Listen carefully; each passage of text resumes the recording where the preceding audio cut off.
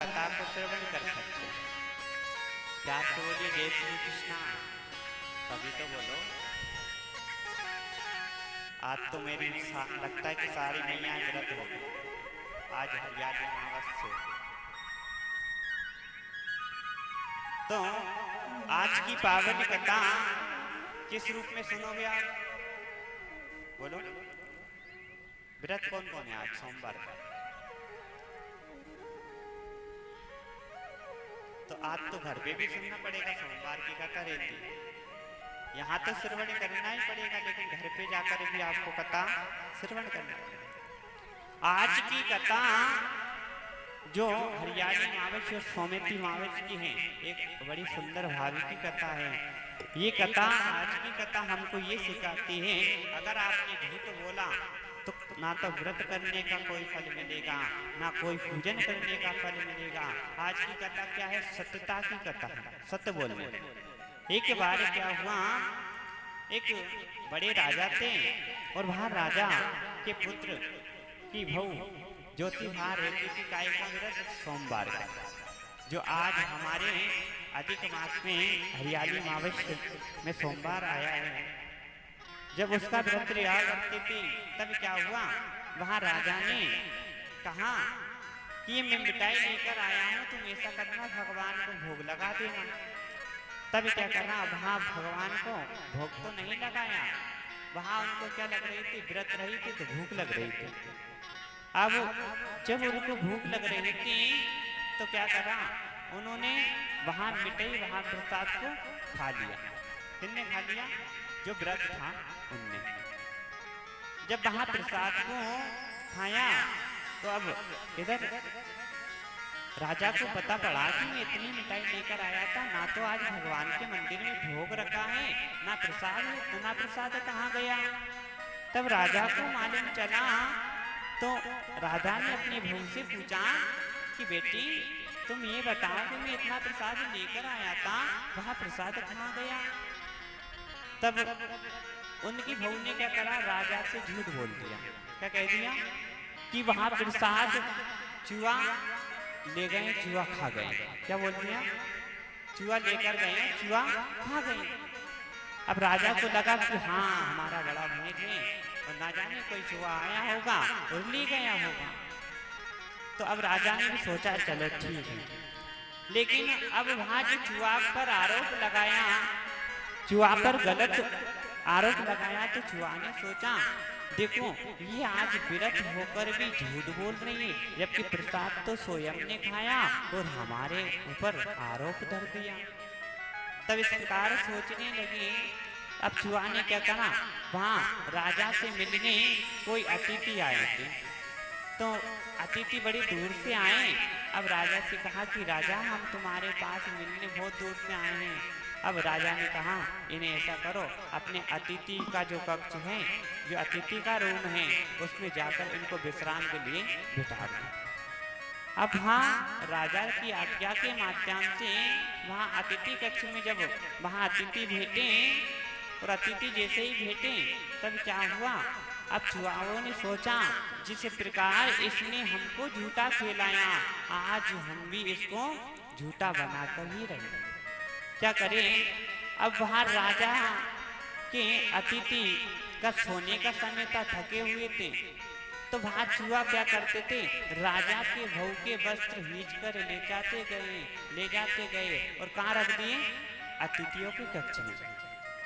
अब अतिथि के कक्ष में वहां वस्त्र रखे, तब इधर अब अतिथि के कक्ष में वहां वस्त्र रखे, तब इधर राजा को पता पड़ा, इधर जब नौकर सफाई कर रहे थे तो पढ़ा कि ये तो राजा के बहू के, ये तो महारानी के, रानी जी के कपड़े हैं और ये यहाँ पर क्या कर रहे हैं।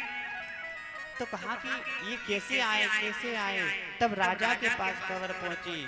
तब राजा ने क्या करा, उनके बहू को घर से बाहर निकाल दिया। क्यों निकाल दिया? ना जाने ये कपड़ा वस्त्र राजा के पास आए तो ये वस्त्र अतिथियों के पास आए तो ना जाने क्या हुआ होगा। वहां घर से उनको जब बाहर निकाला तब क्या हुआ, वहां घर से बाहर जाकर यही सोमवार का व्रत करा करती थी। जो सोमवार का व्रत करती थी तो कैसे रहा करती थी, एक सुंदर सा थाली सजाती थी, उसमें एक दीपक लगाती थी और वहां दीपक कहाँ रखा करती थी, पीपल के वृक्ष के पास। वहां पीपल के वृक्ष के पास वहां दीपक रखा करती थी और वहां दीपक रखने के बाद अब राजा ने तो घर से निकाल दिया, तब वहां रोज शाम के जाती थी और जैसे ही सवेरा हो जाता था वहां आ जाती थी और जब दर्शन रखती थी वहां दीपक रखती थी।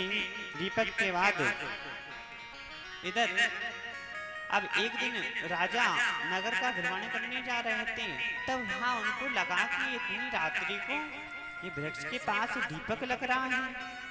तब क्या करा, राजा ने वहां दीपक की परीक्षा के लिए, राजा ने वहां देखने के लिए क्या करा, अपने सैनिकों से कहा कि तुम ऐसा करो, आज एक दीपक अपनी ओर से ले जाओ और वही पेड़ के पास, वही पीपल के वृक्ष के पास लगाना। जब वहां दीपक को लेकर पहुंचे तो अब दो सैनिक से कह दिया तुम ऐसा करना, यहाँ पर देखना कि रात में दीपक लगाने कौन आता है।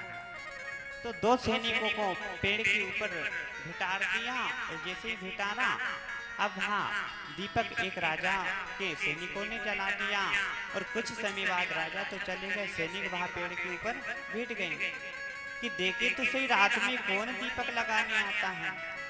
तब राजा की बहू वहाँ सुंदर से थाली में सजाकर एक सुंदर सा दीपक लेकर आई। वहाँ जब दीपक जलाया और दीपक जलाने के बाद क्या हुआ, वहाँ दीपक जलाने के बाद वहाँ तो घर चली गई। तब जाने के बाद वहाँ दोनों दीपक क्या करने लगे, आपस में बात करने लगे, जैसे हमारी मैयाएं कर रही है,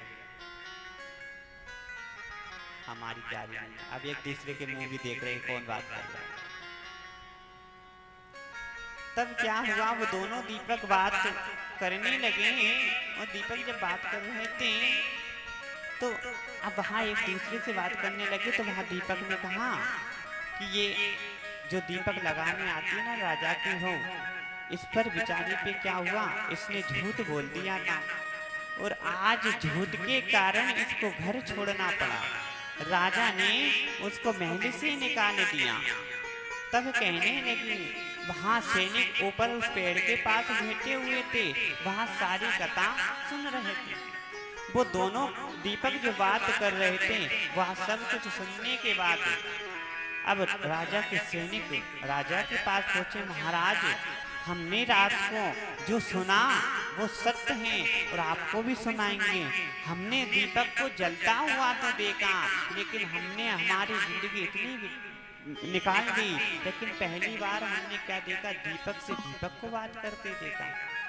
तो राजा पूछने लगा, तुमने क्या देखा, क्या सुना? तो कहने लगा कि वो जो दीपक तुम कह रहे थे कि दीपक कौन लगा कर जाता है, वो तुम्हारी जो बहू है ना वही रोज लगा कर जाती है। और वो अपन ने कहा, आपने कहा कि ये प्रसाद आपकी बहू ने खाया था, लेकिन खाया था उन्होंने झूठ बोला। तब वहाँ दीपक के माध्यम से सत्यता की बात आई और जैसे ही बात आई राजा को लगा कि मेरे बेटे की बहू को लाना चाहिए। तब क्या हुआ, वहीं अब चोरों ने भी सोचा चलो इसको अपने जितना झूठ बोला था उतना दंड हमने दे दिया। तब राजा की बहू को वापस घर लाए। तब क्या करने लगी, उसी दिन से उसने एक मन में संकल्प नहीं लिया था कि जब जब सौमेती अमावस आएगी, सोमवार आएगा, इसी श्रवण मात्र में वह व्रत करने लगी और रहने लगी। तब वहाँ व्रत के मात्र से भगवान से जो जो मांगा, उसने जो जो मांगा वहाँ एक दीपक के माध्यम से भगवान ने 1 वर्ष नहीं होने दिया और सब कुछ देना प्रारंभ कर दिया। तो कहने का तात्पर्य है कि सोमवार का व्रत आप सब हो तो आज क्या करना है, आपको क्या करना है, हमारी मैयाएं बोलोगे, शाम के समय पीपल के पास क्या लगाना है, दीपक लगाना है। अगर आपकी कोई सी भी कामना है वहाँ दीपक लगाकर जलाकर वहाँ दीपक लगाने के बाद में अपनी प्रार्थना को बोल देना, तो आज भगवान स्वयं आपकी प्रार्थना सुनकर कुछ दिन नहीं होने देंगे, इसके पहले आपकी प्रार्थना पूरी हो जाएगी। प्यार से बोलिए राधे। थोड़ा सा तेज तो बोलो, ऐसा लगना चाहिए कि आप कथा श्रवण कर रहे हैं। बोलिए जय श्री कृष्णा।